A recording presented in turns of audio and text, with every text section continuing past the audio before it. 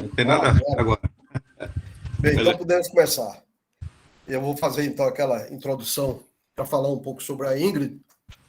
A Ingrid é atualmente pesquisadora do Laboratório Nacional de Luz Síncrotron e começou lá em 2017. Então, ela fez curso de Física de graduação em Belo Horizonte, fez a licenciatura, depois fez mais um ano para fazer o bacharelado, depois fez o mestrado e o doutorado lá em Belo Horizonte. Terminou o doutorado, então, em 2015. Em 2016 e 2017, ela passou um tempo na Itália, no Centro Instituto de Nanotecnologia, que é um centro do Conselho Nacional de Pesquisa italiano. Durante a formação dela, e como resultado, a tese dela foi premiada, né? Em 2016, ela teve menção honrosa do Prêmio CAPES, de tese. Em 2017, o Prêmio Zé Leite Lopes, da SBF. E agora, em 2021, ela, então, passou a ser pesquisadora do CNPq, nível 2, e, muito recentemente, ela foi indicada para o prêmio da L'Oréal, ABC, Unesco, para mulheres na ciência. Então, nessa competição aí, é dado apenas um grant para a área de física. São 7 grants no total, 4 para biologia, um para física, um para matemática e um para química. E ela, então, foi indicada para o prêmio da física desse ano. Bom, apesar de ainda jovem, aí a Ingrid, ela já orientou, como co-orientadora, já teve 2 orientandos de mestrado e um doutorado, e atualmente ela co-orienta também uma tese de mestrado e uma de doutorado, e 2 de doutorado. Bom, a área de trabalho, então, tem a ver com o síncrotron, nanoespectroscopia infravermelho no síncrotron, e óptica de campo próximo, que é uma técnica que eles introduziram há pouco tempo, né, lá no síncrotron. E o tema de trabalho tem a ver com materiais bidimensionais, especialmente materiais nanoestruturados, né? Então, os materiais são grafeno, sulfeto de molibdênio, selenido de tungstênio, materiais que são atualmente de muito interesse, em geral, na literatura. Né? E a física que ela procura estudar aí tem a ver com as estações elementares desses materiais, extons, polárítons, plasmons, né? E então ela tem trabalhado numa equipe razoavelmente grande lá no síncrotron, que tem dado contribuições importantes aí, né? E ela tem sido uma das pessoas importantes aí no grupo. Bom, eu a conhecia, sei lá, uns 4, 5 anos atrás, num dos simpósios que nós organizamos lá pela SBPMAT, né? E depois a vi em outras reuniões, presencialmente, né? Bom, então, incluímos, então, a Ingrid na nossa lista de convidados para o colóquio e ela aceitou, eu agradeço novamente para ela por ter aceito. Bom, e passo a palavra, então, para ela, então, assumir aí. Obrigada, Cid. Obrigada pelo convite, obrigada pela introdução. Bom, gente, boa tarde. Eu vou falar um pouquinho para vocês dessa área de pesquisa que eu comecei tem uns 4, talvez 5 anos. É um tema novo para mim também e um pouco para a comunidade. É uma técnica que ela é nova, começou a ser estabelecida ali em 2014, 2013. A gente tem sempre mais perguntas, né, do que respostas quando a gente começa numa área nova. Eu vou introduzir alguns conceitos, porque, como eu disse, né, tem muita coisa que ainda está se assentando, embora a física, esses conceitos de plasmons e fótons, eles já são muito bem estabelecidos. Espero não falar uma bobagem, porque o professor Sérgio Rezende está aí também nervosa, mas, enfim, eu vou começar a apresentação e eu estou à disposição para eventuais dúvidas. Só um minuto.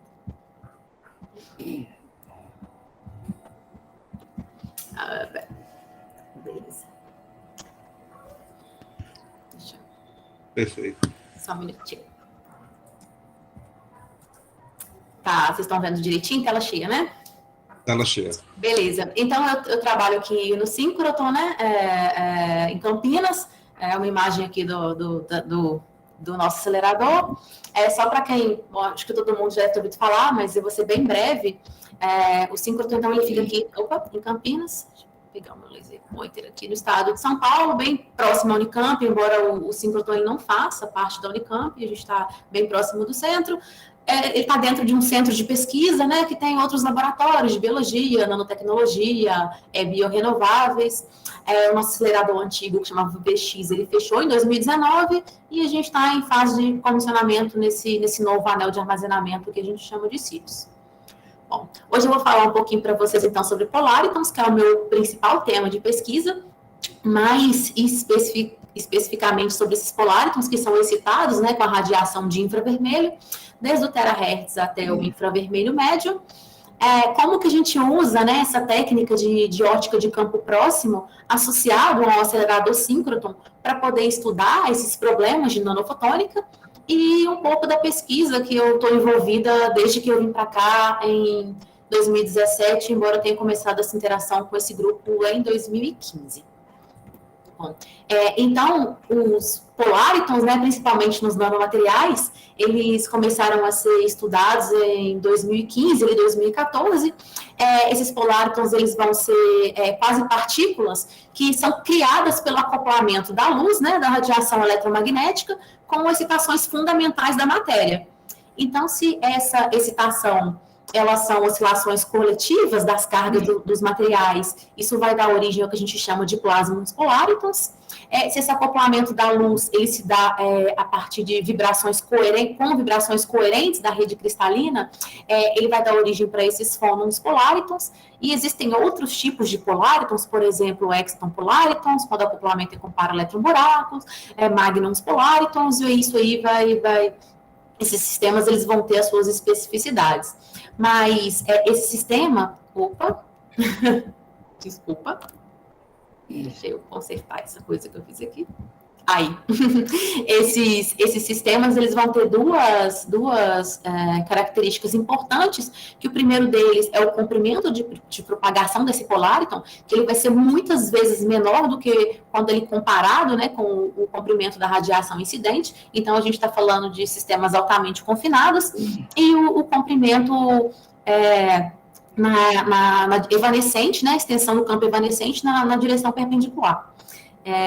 Eu vou estender a minha apresentação para os plasmons polaritons e para os fônons polaritons, porque é o que a gente consegue excitar majoritariamente com a radiação de infravermelho nesses materiais que são os materiais bidimensionais, ou nanomateriais. Bom, o grande desafio hoje para a gente poder fazer imagens, né, usando a espectroscopia de excitar esses polaritons, é que a gente tem uma grande incompatibilidade do momento entre o fóton no espaço livre e dessas quase partículas que a gente quer excitar. Então, tem uma lista de técnicas experimentais que elas estão se tornando cada vez mais adequadas para a gente superar, né, essa dificuldade. Dentre essas técnicas experimentais, esses polaritons, que são essas setinhas azuis aqui nessa apresentação, eles podem ser excitados com algumas grades, né, com grades, estruturas periódicas na superfície do seu material, com a mistura de ondas não lineares, com o que a gente chama de tipo antena, que é exatamente o que eu vou falar um pouquinho para vocês aqui, mas também eles podem ser excitados com feixes de elétrons, pontos quânticos, tunelamento, existem algumas técnicas, mas o fato é que comparado às demais técnicas, essas técnicas que usam pontas e a microscopia eletrônica, elas se destacam das demais, tá? Devido à alta resolução espectral e da qualidade das imagens que é possível a gente mapear mesmo espacialmente essas quase partículas se propagando no material. Eu vou ater a minha apresentação nas nanosondas, porque a técnica de nanoespectroscopia, ela está baseada no efeito antena. Bom, então, no caso dos materiais que a gente tem interesse em estudar aqui, né, que que são os nanomateriais, a gente está considerando que eles são materiais com uma espessura muito fina, né? Então, assim, ele é bem fininho, em que a espessura do material ela é muito menor do que o comprimento de onda desses poláricos. Então, apenas a resposta ótica do plano, do material no plano, ela vai ser importante para a gente. A gente consegue descrever esses sistemas a partir de relações simples, né, onde a gente vai levar em consideração a permissividade do material no meio e a condutividade no plano, e a frequência e o vetor de onda do Polariton. Então, a gente consegue descrever hoje muito facilmente esses sistemas usando, a gente descrevendo, né, esse sigma aqui em função da frequência, onde o primeiro ele é o modelo de Drude e o segundo é o modelo de Lorentz, em que a gente vai ter termos, então, onde a gente consegue levar em conta a contribuição das cargas livres e das cargas ligadas. Bom, essa primeira parte é onde a gente vai considerar quando a gente estiver estudando os fônons, os plasmons, né, as cargas livres, e esse segundo termo quando a gente estiver estudando ou fônons ou excitons. Bom, então, primeiramente, quando a gente está falando desses plasmons, né, a gente está falando de uma onda plana que vai ser direcionada na superfície de um metal, com uma frequência inferior à frequência de plasma do metal, e esses portadores de cargas livres na superfície, eles vão começar a oscilar coerentemente numa direção oposta à direção do campo eletromagnético incidente. Bom, isso vai resultar numa permissividade negativa e um campo evanescente para dentro do metal. Então, esses modos que a gente está chamando de plasmons poláricos de superfície, eles são modos eletromagnéticos ligados, né, na interface ali entre o metal e o dielétrico, e eles são suportados por todos os materiais que têm cargas livres. Pode ser metal, pode ser semicondutor dopado, pode ser, por exemplo, um supercondutor. Tá? E nesse tipo de material, esses plasmons poláricos de superfície, eles vão ser modos que eles vão estar ali bem confinados na superfície. Em materiais 2D, esses plasmons eles foram e ainda são, né, amplamente explorados no grafeno, que é um material formado apenas por átomos de carbono numa geometria hexagonal. Nesse caso do grafeno, né, ele vai ter uma condutividade que é isotrópica no plano. Então, esses plasmons eles vão se propagar isotropicamente ali no plano, formando, então, ondas concêntricas a partir de um lançador. Nesse caso aqui pode ser um disco de ouro ou pode ser a própria ponta. O interessante de você poder estudar plasmônica no material como o grafeno é que esse termo SF aqui, ele vai ser proporcional à energia de Fermi. Então, quando a gente calcula a relação de dispersão do grafeno, por exemplo, para uma variação da energia de Fermi, a gente vai ter que a dispersão desses plasmons ela vai ser fortemente alterada. Então, experimentalmente, isso quer dizer que se eu tenho um dispositivo onde eu consigo variar o nível de Fermi, ou seja, onde eu consigo aplicar uma tensão de gate, eu consigo controlar o comprimento de propagação, ou comprimento de onda, na verdade, desses plasmons. Assim, é possível você sintonizar, né, o comprimento da quasi-partícula que você está excitando de acordo com a aplicação que você quer dar.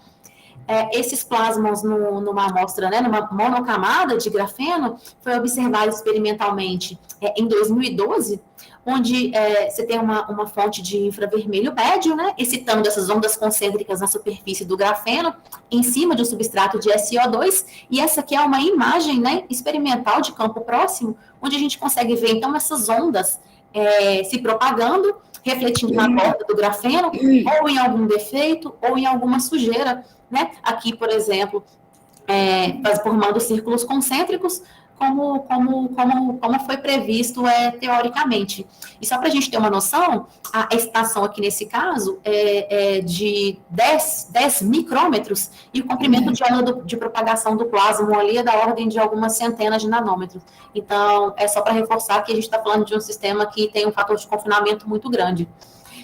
Hoje, o que a gente chama de estado da arte, né, desse tipo de experimento, tem se discutido bastante sobre o limite, né, da plasmônica do grafeno, foi alcançado em 2018, onde esse grafeno ele foi encapsulado, né, por um isolante atomicamente plano, então o que impede que você tenha essas essa interação, né, das cargas do grafeno com o substrato. Com isso, você consegue construir um dispositivo que tem uma alta mobilidade eletrônica. Além disso, na imagem aqui, a gente pode ver que eles colocaram algumas antenas de ouro para que esses plasmas eles sejam lançados pela ponta, mas também refletido por algumas estruturas, e a gente consegue ver um comprimento de propagação de micrômetros, né? Então, a gente tem um sistema altamente confinado, com ondas nanométricas, que são capazes de se propagar por alguns microns na superfície do material. Claro, eu não comentei aqui, mas isso tudo aqui é feito em baixa temperatura.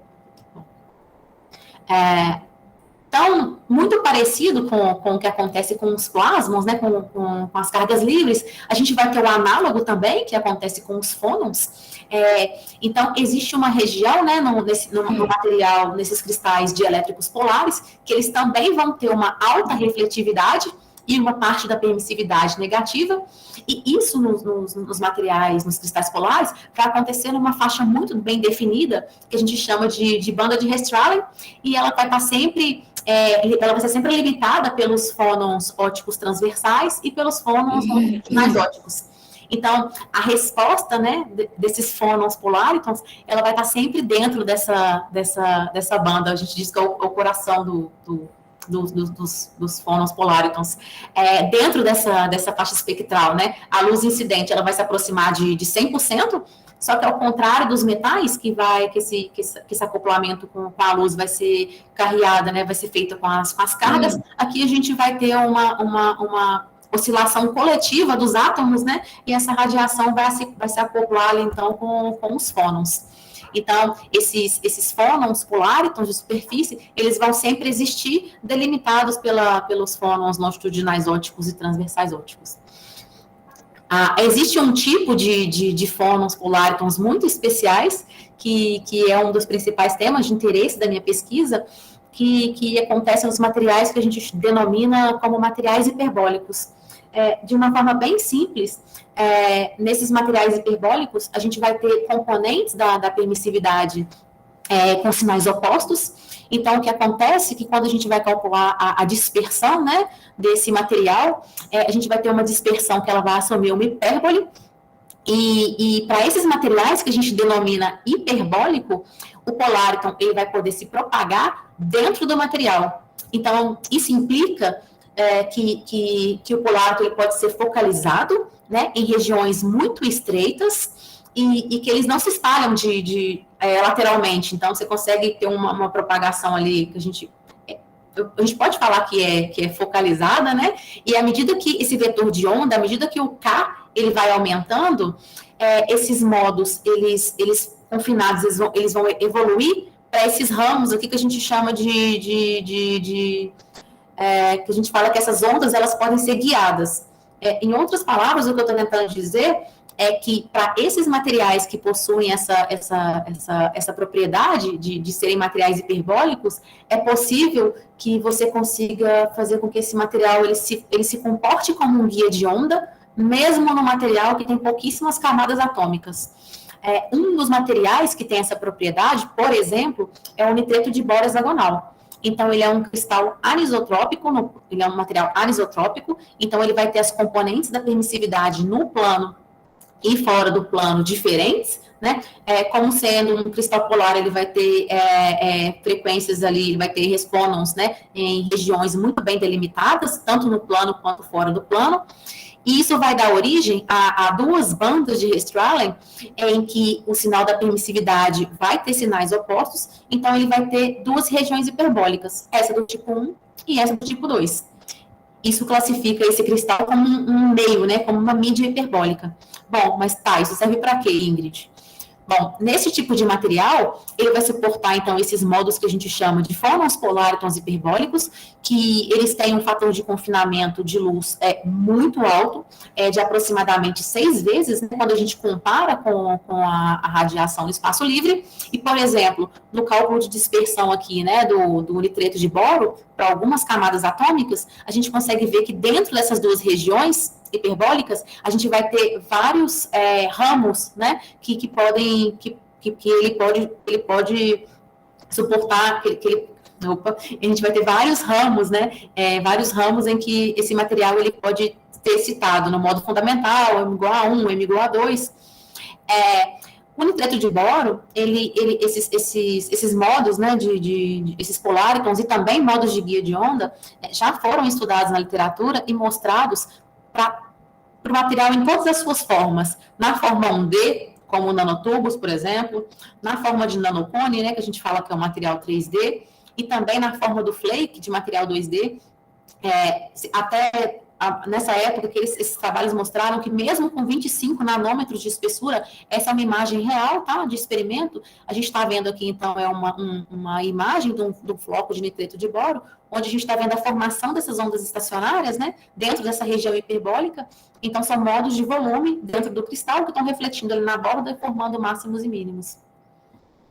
E, por fim, uma outra coisa que a gente pode, um outro tipo de poláricons que esse sistema ele pode suportar, e quando eu digo esse sistema, não estou falando só do sistema grafeno-IBN, eu estou falando de um sistema híbrido, onde você pode combinar, né, esses plasmons, por exemplo, com os fônons.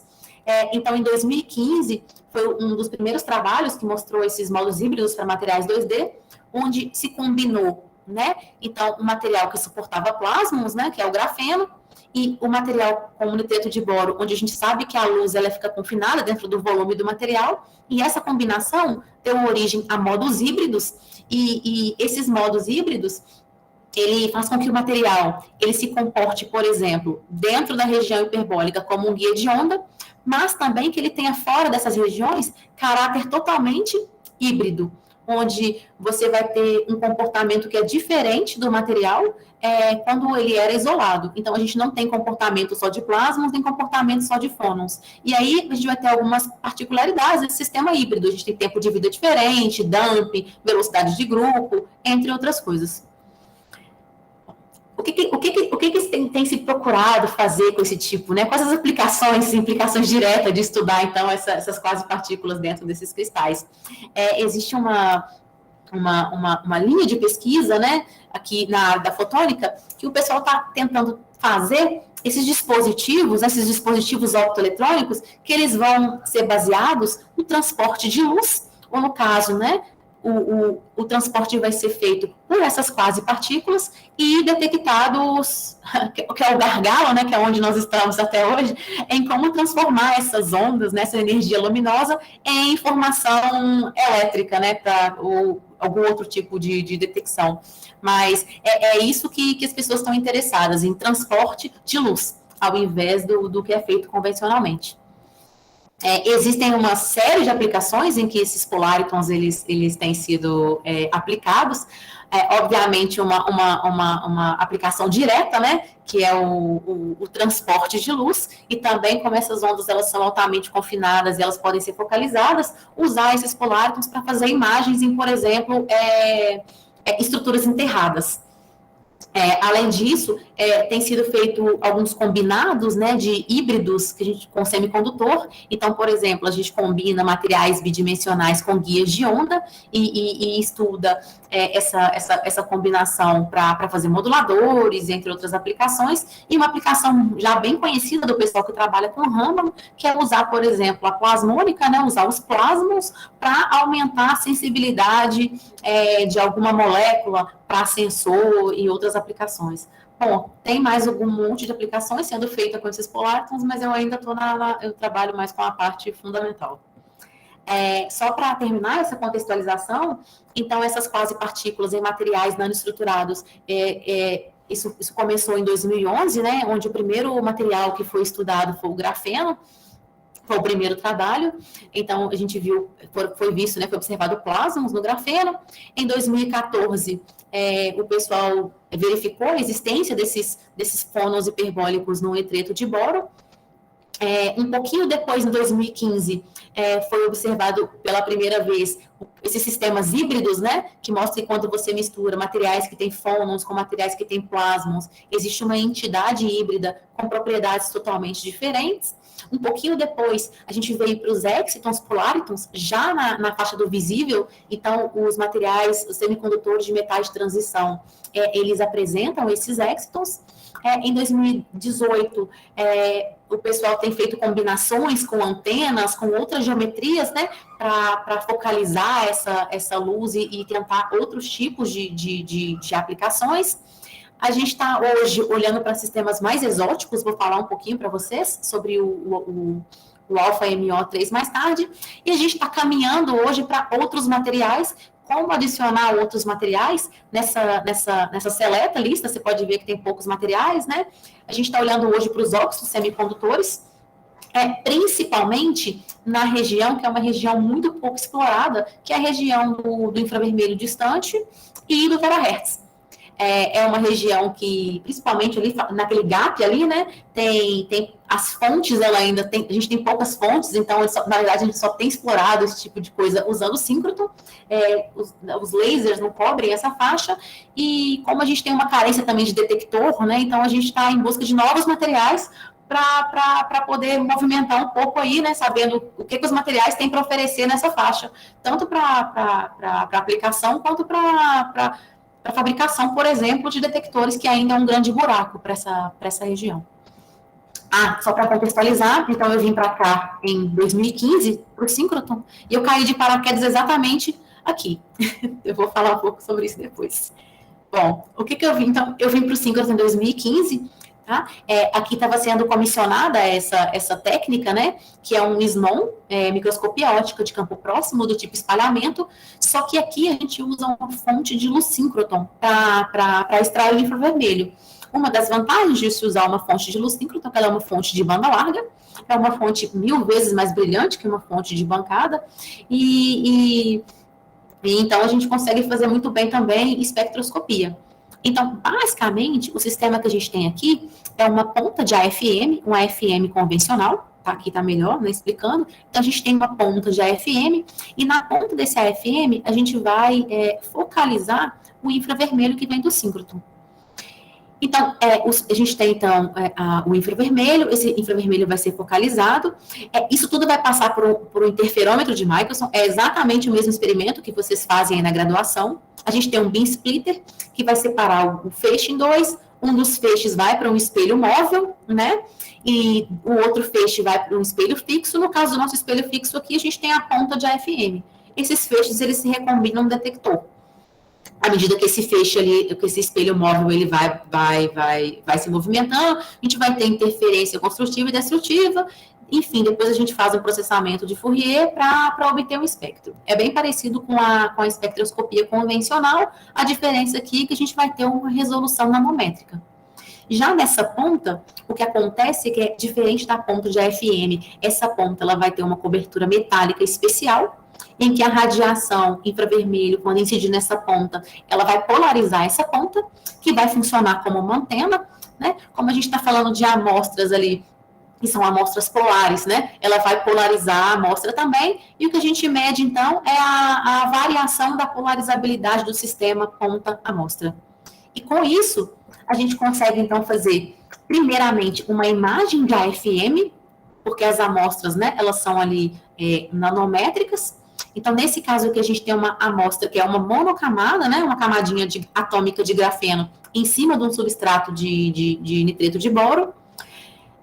Simultaneamente, a gente tem uma imagem de infravermelho, de banda larga, e só para vocês terem uma informação, essas duas imagens correspondem ao mesmo sistema, só que aqui a gente tem trilhas de ouro enterrada, que embora a gente não consiga ver por AFM, a gente consegue ver na imagem de infravermelho.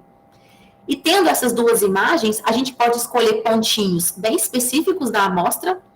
A resolução da técnica, ela vai ser delimitada pela resolução, pelo tamanho da ponta. Então, se a ponta de AFM tem 25 nanômetros, a resolução a resolução espacial, aí da onde que eu vou pegar o meu pontinho para fazer espectroscopia, também é 25 nanômetros. E com isso, eu consigo ter um espectro de amplitude e de fase que são associados, né, à refletividade de infravermelho e à absorção de infravermelho. E isso nos permite, então, fazer espectroscopia, né, nanoespectroscopia de infravermelho convencional em sistemas nanoestruturados. E com isso a gente tem informações sobre os modos vibracionais dos materiais. Mas, além disso, devido ao efeito de antena, o que uma antena faz, né? Uma antena ela vai emitir, né? E também vai receber sinal. Então, o que acontece é que essa radiação, ela vai excitar, né? No caso aqui, se o material, por exemplo, for um metal, né? Ondas de plasmons na superfície.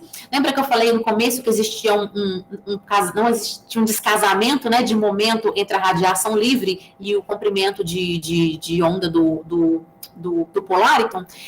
Esse casamento, ele é feito aqui devido à ponta da ponta, né? Que tem ali um momento ali equivalente ao momento do Polariton.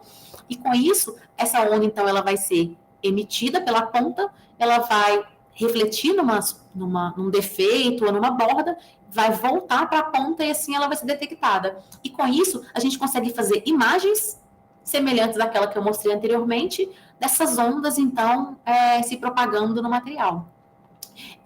Para cada comprimento de onda, você vai ter uma resposta, né? Você vai ter um comprimento de onda do Polariton equivalente. Então, por exemplo, se eu estivesse trabalhando com um laser, para eu poder reconstruir a relação de dispersão, né? De um plasma, por exemplo, que é qual que é o comprimento de onda para cada estação, eu teria que fazer várias imagens com comprimentos de número, com estações diferentes.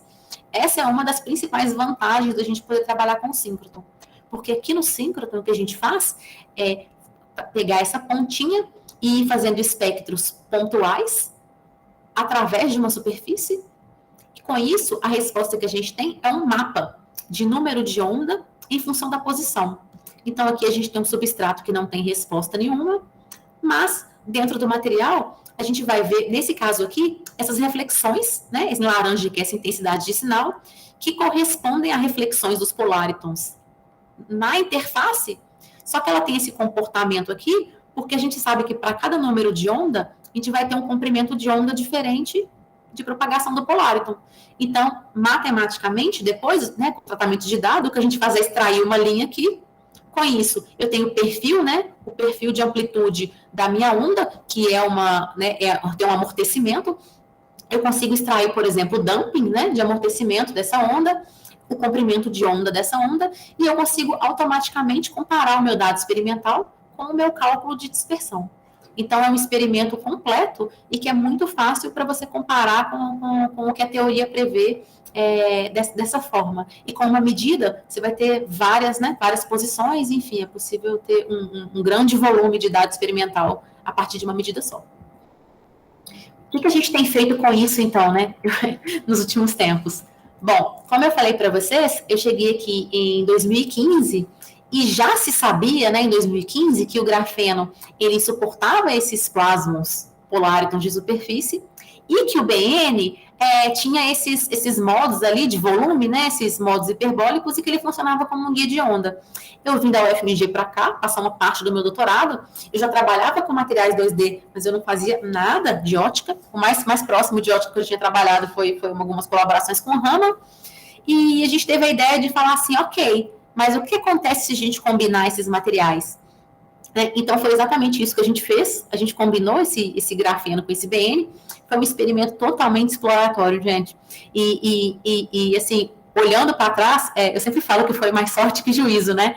Porque o que a gente pôde perceber no nosso experimento é que, devido à presença do grafeno, a gente tinha um aumento nas bandas de ressonância dos fônons, e a gente atribuiu aquilo a um possível acoplamento de plasmons com fônon. Isso foi muito intuitivo, porque a gente já tinha visto algumas coisas parecidas no Raman, mas isso foi totalmente intuitivo, né? Foi uma suposição, uma explicação bem fenomenológica, e nesse mesmo ano saiu o Nature, né, explicando exatamente isso e calculando, falando que era um sistema híbrido, que existia esse acoplamento plasmon-fônon, e a gente deu um pouco de sorte, né, porque ainda bem que a gente supôs uma coisa que realmente foi o que aconteceu logo em seguida. E foi assim que eu comecei essa história com Polaritons. com os anos passando, eu vim para cá de vez, né? E a gente, então, resolveu estudar sistemas um pouco mais sofisticados. Então, nessa busca, né, de transporte de luz, ou o que acontece com esses polárons dentro do material, a gente decidiu estudar qual que era a influência do substrato, como que o material que estava embaixo, né, influencia nesse poláriton que está propagando em cima.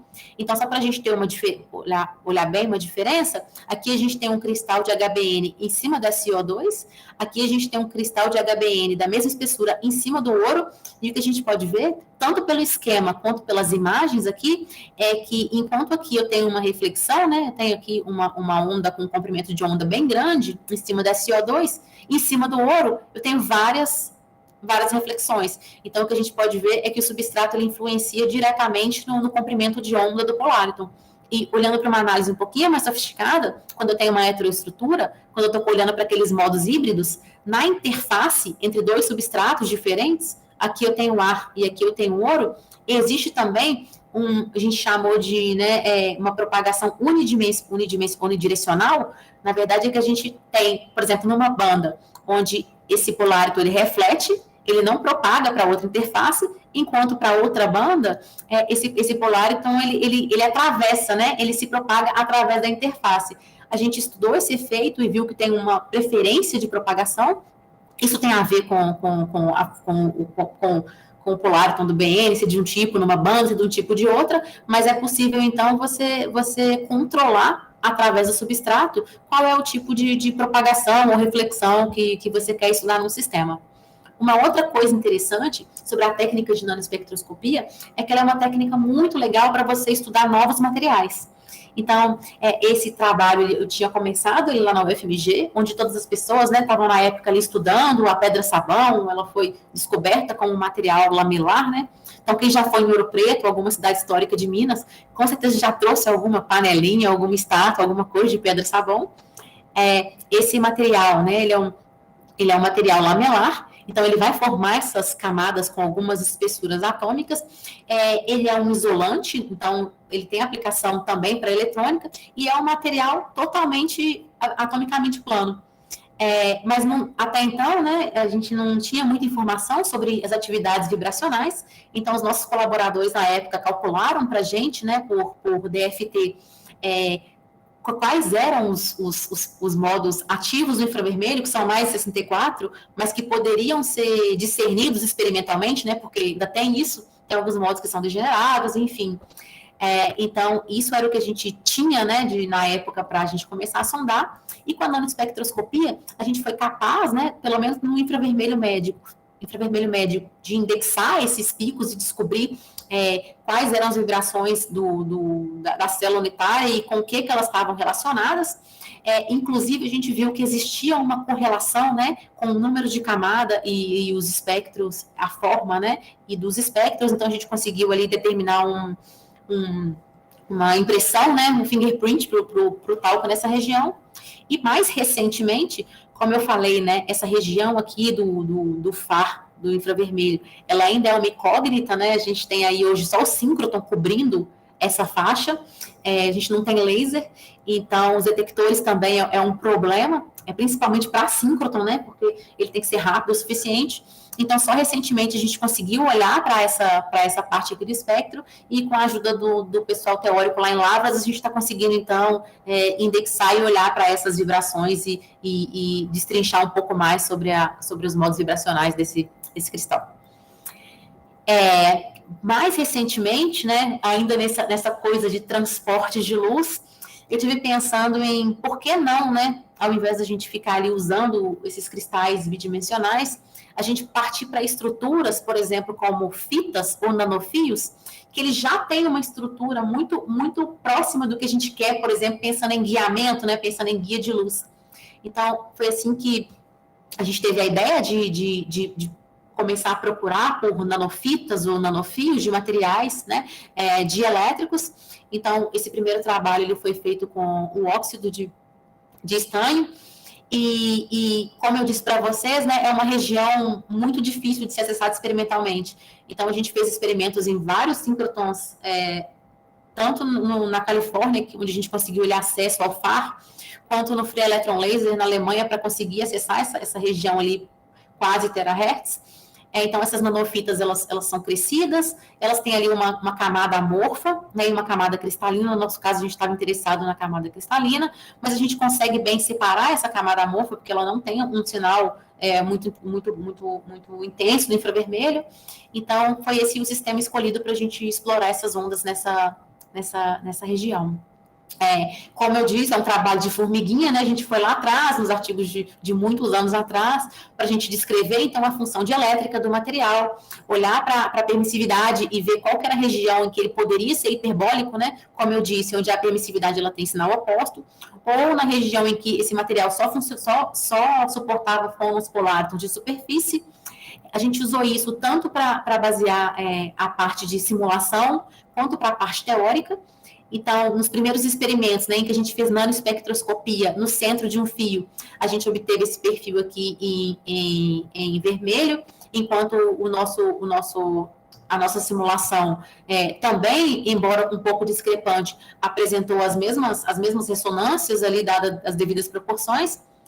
A gente fez o cálculo de dispersão, né, para mostrar que nessa região hiperbólica, né, esse material ele vai suportar modos de várias ordens, e que na região de fônus polar de superfície, você tem ali só uma banda contínua. Os nossos alunos também fizeram simulações, né, de FTDT, para mostrar que aqui o que a gente está vendo é um corte, né, então ele simula uma ponta ali e uma fonte de infravermelho. A gente corta uma fatia desse cristal, e é como se a gente estivesse vendo um corte na transversal. Então, o que essas imagens estão mostrando para a gente é que dentro da região onde era previsto, né, modos de volume, a gente tem ali, então, as ondas se propagando dentro do cristal, e na região onde era previsto somente modo de superfície, a gente não vê nada dentro do cristal, e sim uma intensidade maior na superfície do cristal. Bom, já indo para os experimentos, o que a gente fez, então, foi aquela medida de line scan, onde eu falei com vocês que a gente tem um fio, né, e a gente vai fazendo espectros, atravessando o fio, e reconstrói esse mapa, que é de número de onda por posição. Então, nessa parte aqui de fora, a gente tem a parte amorfa do fio, e dentro do fio, a gente vê duas regiões com uma intensidade muito forte.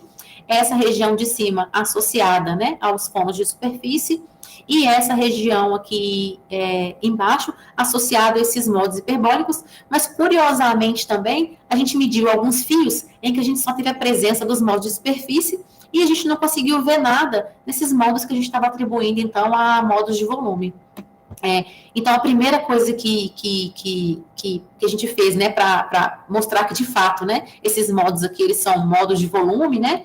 A gente fez uma medida com uma resolução espectral melhor. Então, a gente pôde extrair perfil em que a gente viu que a gente tem N igual a 1, N igual a 2, N igual a 3 e N igual a 4. Então, de fato, a gente tem ali uma cavidade, né, uma nanocavidade sendo formada, que a gente modelou posteriormente usando o modelo de cavidade Fabry-Perot.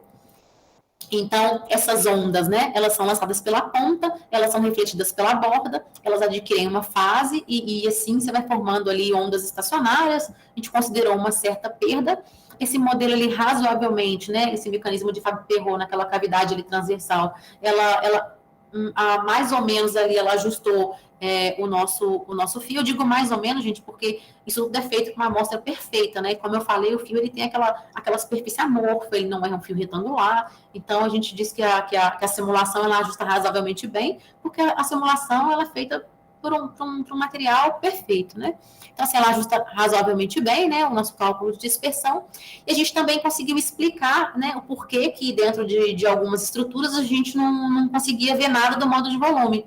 Então, foi calculado, né, a gente conseguiu fazer um mapa de frequência de corte, onde a gente atribuiu ali, então, largura e espessura nesses fios, e para cada conjunto de largura e espessura, você vai ter uma frequência de corte em que esses modos podem ou não existir.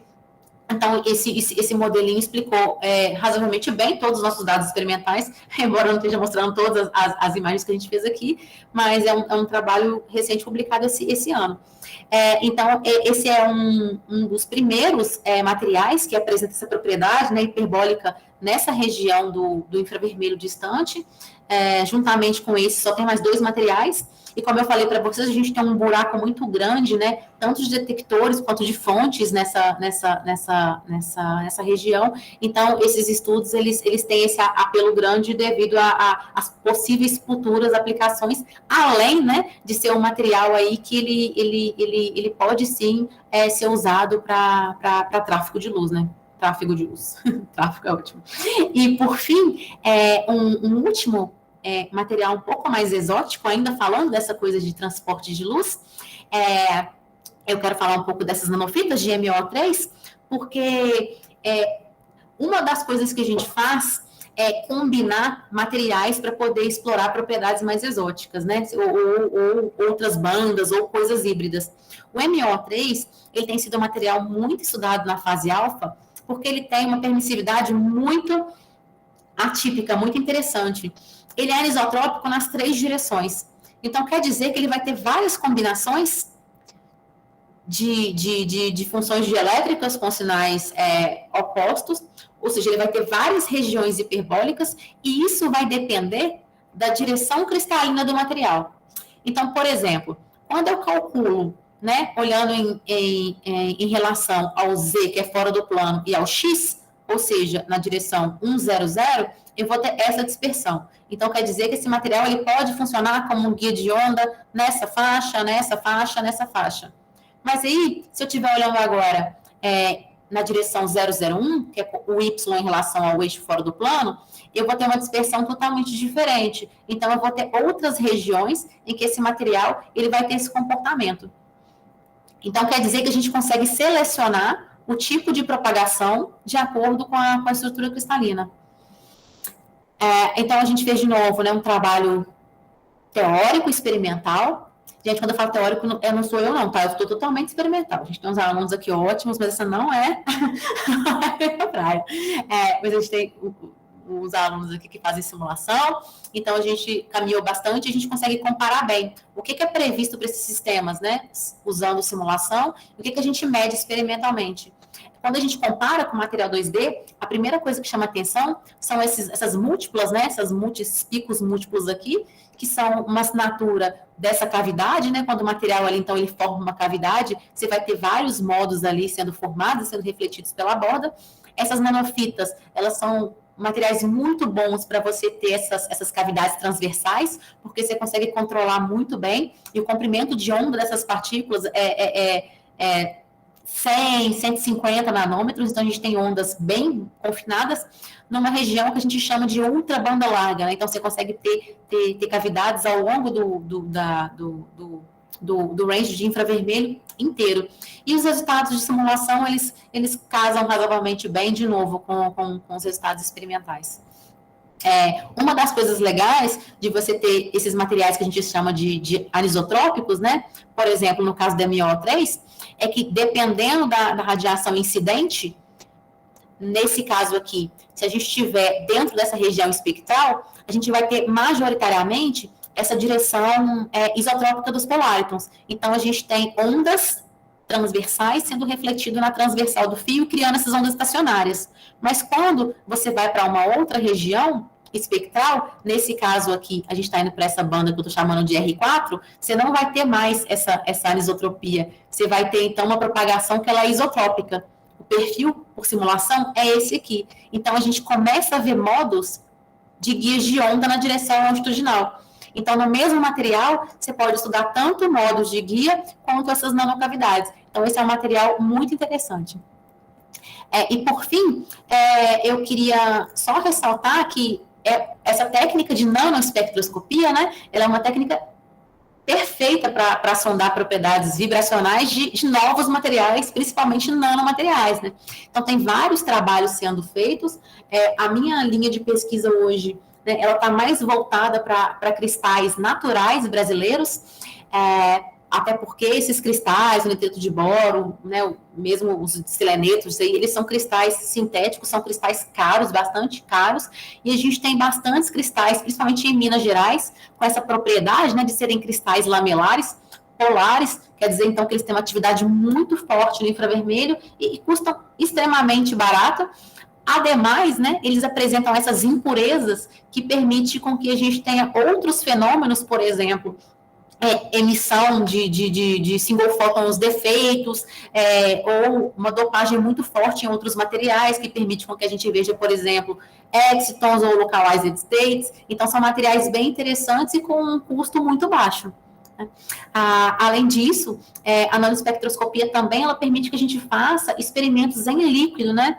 Eu fiz um trabalho no passado, no retrasado, que a gente usa, então, por exemplo, o grafeno, que é uma folhinha ali mecanicamente muito boa, totalmente transparente para o infravermelho, que permite com que a gente consiga acessar, por exemplo, proteína em ambiente líquido. E a gente sabe que estudar, principalmente materiais biológicos em ambientes naturais, é muito melhor para você ter uma noção melhor das propriedades do material, principalmente propriedades químicas, num ambiente que é favorável ao ambiente que a gente fala que é real.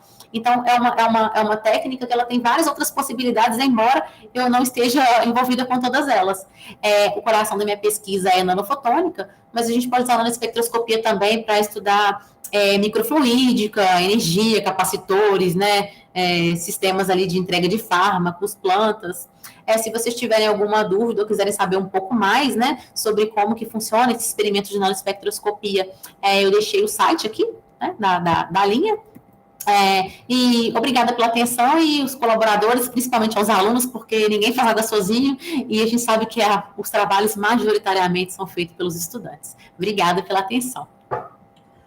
Obrigado, Ingrid. Muito obrigado aí. Peço que abra o microfone aí para agradecer a apresentação.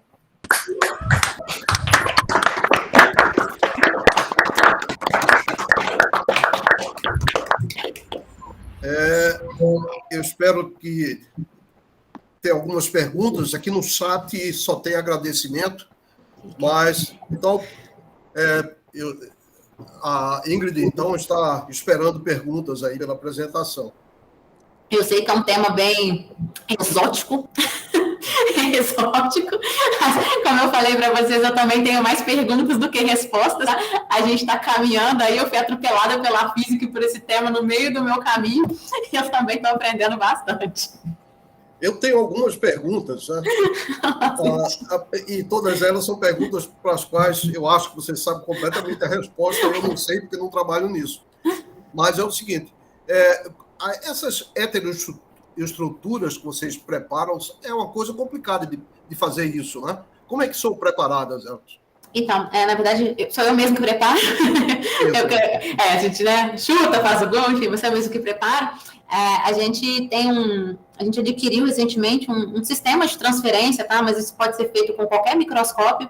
A ideia é que a gente tenha um sistema que permite com que a gente consiga manipular, ou seja, alinhar as coisas em X e Y e focalizar, ora embaixo, ora em cima. Então, é o mesmo processo lá do Durex, do Prêmio Nobel, que a gente esfolia o material, que é uma coisa que parece ser bem arcaica, mas funciona muito bem, a gente usa até hoje. Tá? A gente faz isso num substrato transparente, de forma que a gente consiga ver o material embaixo e o material em cima. Então, a gente usa posicionadores bem precisos, que permitem que a gente consiga ver, aproximar, né? E girar também, quando é preciso, em relação a um certo ângulo. O que a gente faz é esquentar o polímero e posicionar esse material um sobre o outro. Assim, é simples, mas leva um trabalho danado, mas no final funciona.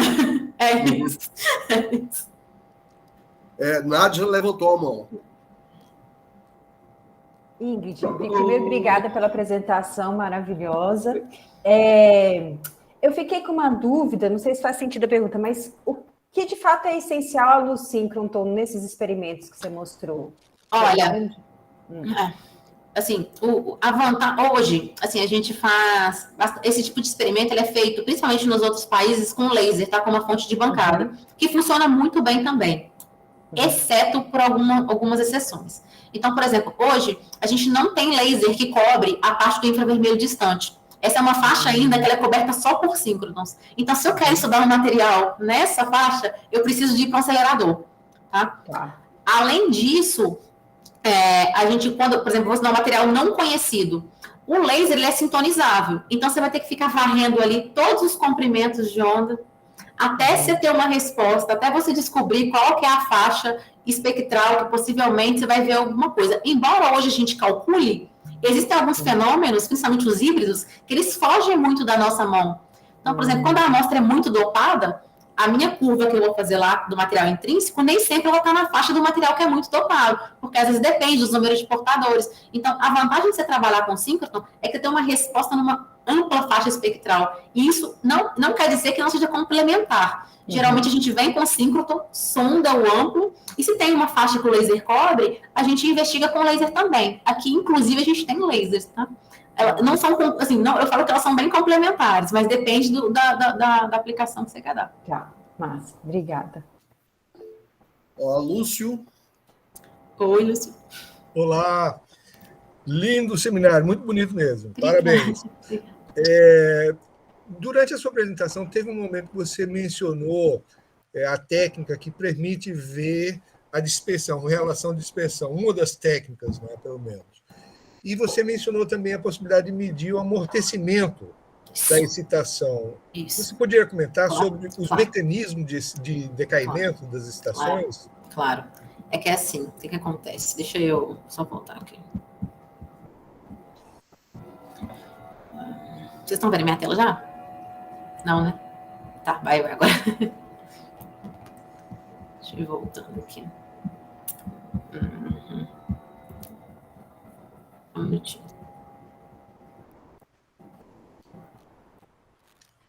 Eu acho que foi mais ou menos no comecinho. Eu peguei aqui. Eu apertei tantas vezes que agora ele tá louco. Beleza, agora aqui, ó. O que acontece? Esses sistemas, eles são, essas ondas, né, esses polártons, eles se propagam, mas esses sistemas, eles são amortecidos, ou seja, a onda, ela tem um certo damping ali, que ela vai se propagar e ela vai decaindo ali dentro do material. Assim, no melhor dos mundos, como eu mostrei lá no comecinho, baixa temperatura, se você abaixar a temperatura e seu sistema for o melhor possível, você tem que essa propagação, ela é micrométrica. Mas no mundo real, a gente tem uma propagação ali de alguns microns. Então, o que acontece? Essa onda, ela vai decaindo com o tempo.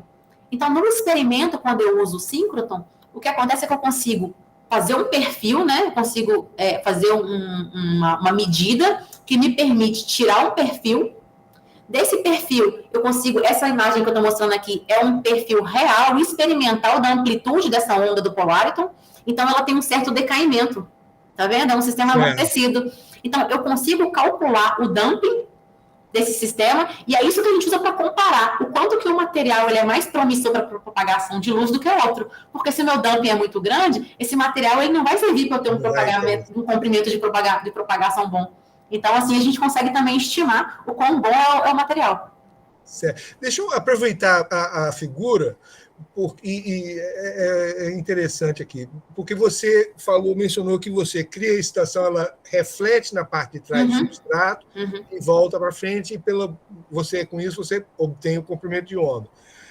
Agora, essa onda, na verdade, ela está em duas dimensões, ela está espalhando, né? Então a amplitude dela também decai porque ela é circular, não é? Sim, sim. Inclusive, eu só consigo detectar essas que refletem e voltam, porque se você olhar nesse slide aqui, tem a onda que ela vai decair. A gente precisa de uma borda, de uma barreira. Isso, sim. Tá ok. Muito obrigado. Não. Parabéns novamente. Espetacular, viu? Obrigada. Mais alguma pergunta? Ingrid, eu assisti uma apresentação sua, uma das primeiras aí, em que você falava de um efeito muito bonito, que é um efeito de interação de um estado discreto em presença de um estado contínuo de energia, né? Isso dava, então, perfil de forma de linha do tipo fano, né? Que é análogo lá no caso das moléculas, quando se estuda a ionização de moléculas. Mas tem tempo isso, hein, Cid? Tem muito tempo.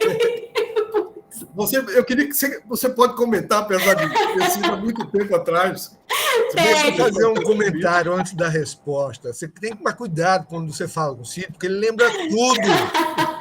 Impressionante. Porque o que foi, Cid? Quando a gente... Isso é interessante, porque assim, a gente estuda muito, eu vim de 2D, né? A gente estuda muito essas coisas em cima de SO2, que já é feito para fazer dispositivo. E quando eu vim aqui para a linha de nanoespectroscopia, a gente usa substrato de ouro. Porque o ouro, ele é como se fosse um espelho para o infravermelho. Então, a gente usa ele como referência, que ele reflete a radiação inteira, e acabou usando ele como substrato. Só que a gente percebeu que o substrato é muito importante para o experimento. E no caso do ouro, ele tem aqueles plasmas que são contínuos. E nesse trabalho, se eu não me engano, a gente estava falando que a gente tinha um HBN em cima, né? E um grafeno, então a gente tinha sistemas discretos, e que a gente tinha que levar em consideração esse contínuo do ouro. Então, eu acho que, se eu não me engano, era mais ou menos isso que a gente estava falando. E nesse trabalho, a gente mostra exatamente que tem essa influência, embora não pareça importante, que existe ali uma hibridização entre o contínuo, no caso do ouro, que tem plasmons ali no espectro muito grande, com os modos discretos do material. Aqui, memória, hein? Nem eu lembro. Mas esses modos discretos eram de fônons, né? De formas do BN, esses modos de guia de onda. Só que naquela época a gente não sabia. Naquela época a gente não sabia direito que eram esses modos que refletiam ali e criavam essas ondas estacionárias. A gente usou muito do Raman para ajudar nossos experimentos ali no começo. Por isso que a gente falou desse efeito Fano. Mas era um polar, então. Isso é interessante, né? Porque isso aparece lá em física molecular, aparece em auto-ionização de moléculas, né? E aí você tem uma coisa análoga. Quando a gente começou, isso é interessante, quando a gente começou com essa técnica aqui, assim, tinham 3 esses experimentos, gente, ainda hoje em síncroton, eles são realizados em 3 lugares no mundo. Aqui na Califórnia e na Alemanha. Então, e assim, só a gente começou com 2D, o pessoal estudou outras coisas. Então, a gente estava muito perdido, a gente se baseou muito nas coisas que as outras técnicas de física já faziam para poder procurar um pouco de informações de fenômenos. Então, a gente viu bastante de coisa de Raman e foi procurar em outras espectroscopias para tentar ajudar. Então, foi bem nessa época aí que você me viu. Que memória, gente. Cuidado, viu? Mais alguma pergunta? Bom, enquanto penso nas perguntas, eu quero fazer outra. Você, numa das transparências, num dos slides iniciais, você colocou aí que o óxido de vanádio como objetivo de estudo. Isso é um material muito interessante, né? Porque o vanádio forma óxido com várias valências, né? E você pode ter efeitos também de transição de fase estrutural, se você variar a temperatura, etc. Isso, vocês chegaram a estudar alguma coisa desse tipo?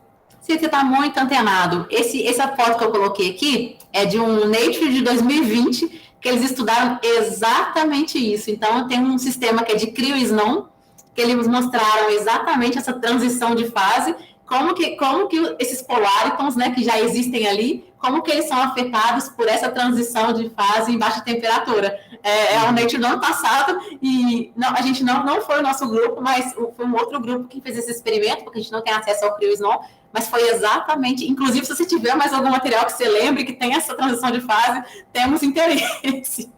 Sim. Depende muito de qual seja o óxido, né? Porque como o vanádio pode ter umas 3 diferentes valências, né? Você pode ter esse aí que você colocou, que é o V2O5, você pode ter VO2, você pode ter outros, né? E, em princípio, isso aí seriam materiais que apresentam essas transições de fase aí, né? Sim. Muito, é um trabalho lindo, e foi o primeiro trabalho que mostrou transição de fase, e inclusive mostrando que você tem poláricon nas 2 estruturas, que são diferentes, né, devido à diferente estrutura cristalina. Bem legal. Muito bom. E esse material, você tem uma forma especial de preparação? Eu não consegui esse óxido de vanádio ainda. Não consegui ninguém aqui que cresce, nem para comprar, sabe, assim... Se vocês tiverem algum crescedor, alguém que faz filme ou qualquer, principalmente nanoestrutura, eu ainda não consegui colocar a mão nessa belezinha. Eu atentei para isso aí, porque há algum tempo eu estou interessado em fazer alguma experiência de ótica com óxido de vanádio. Você também, então, 3 estudantes que colocaram isso no plano de trabalho, mas terminaram fazendo outras coisas, e até hoje eu não entrei nisso aí.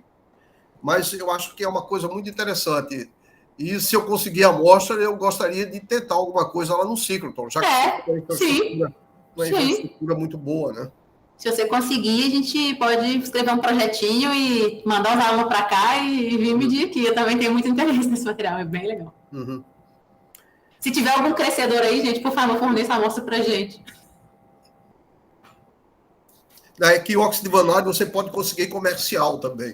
Então, mas ele não é esfoliável. E aí, para mim, vira um problema, porque eu preciso.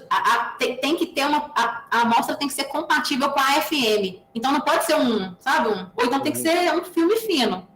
Aí, mas se não for compatível com a AFM, para a gente não dá para medir, né? Não para essa técnica. Mas você não pode, por alguma técnica química, esfoliar ele por uma técnica química? Ou talvez cortar. De fazer uma crioultramicrotomia, sabe? Que a gente embute numa resina e fatia algumas fatias nanométricas. Aí a gente tem acesso a uma seção transversal. Talvez também seja possível. É uma ideia. Bom, tem mais alguma pergunta? Eu estou fazendo muitas perguntas aqui, não estou dando chance aí para o pessoal. Gente, eu estou até agora nervosa com a foto do professor Sérgio Rezende, pelo amor de Deus.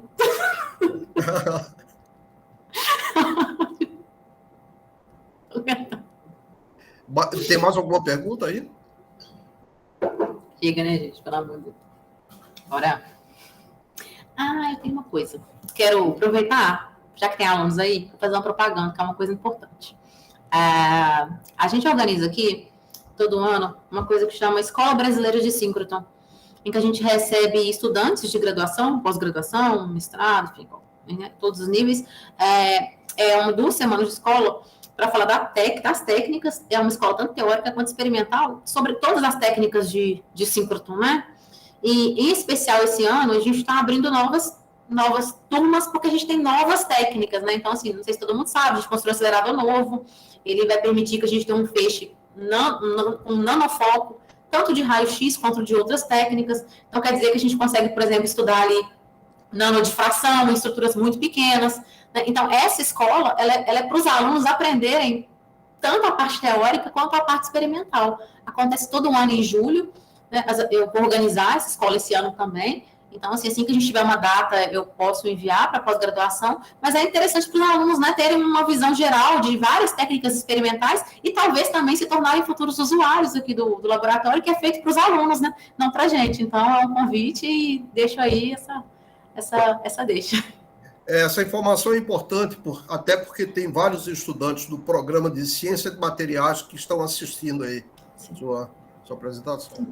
É que, assim, é dinheiro público, né, gente? O laboratório é feito para os alunos, para as pessoas. Então, é importante que as pessoas também venham usar. Aproveitar, né, que ainda tem aluno, dinheiro.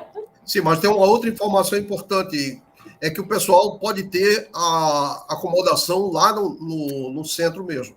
Isso é uma informação importante, porque, na verdade, o centro, né, você manda a proposta, o centro paga a passagem, a hospedagem e a alimentação dos alunos durante o experimento. Sim. Então, além disso, né, a gente tem laboratórios aqui no Sirius, a gente está fazendo uma coisa que é bem diferente, que a gente está tendo laboratórios de preparação de amostra. Então, nem sempre o aluno ele tem a possibilidade de preparar aquela amostra específica para aquele experimento.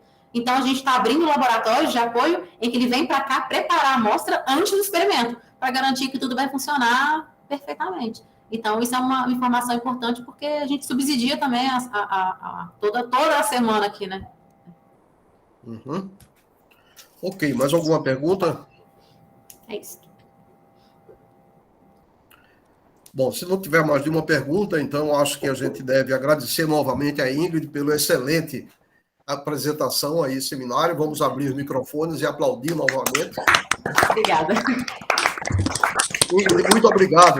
Então, gente, muito obrigada. Por ter aceito o convite e vamos em frente aí. Eu vou olhar para essa coisa do óxido de vanádio e talvez num futuro próximo a gente possa conversar. Entre em contato comigo. Gente, muito obrigada pelo convite. Estou à disposição. Até mais. Até mais, então. Até tchau, Ingrid. Beijo. Beijo. Vocês foram estudantes ao mesmo tempo lá em Minas Gerais. Beleza. Tchau, Cid. Tchau, pessoal. Está sem microfone, Ingrid. Voltei. Desculpa. Cida, agora é você, Cida. Não, eu estava comentando que você e a Nádia foram contemporâneas lá em Minas Gerais. Sim, né? fomos. Daquele... Nossa, assim, eu acho que eu não sei, acho que a Nádia saiu primeiro que eu, mas a gente teve ali um...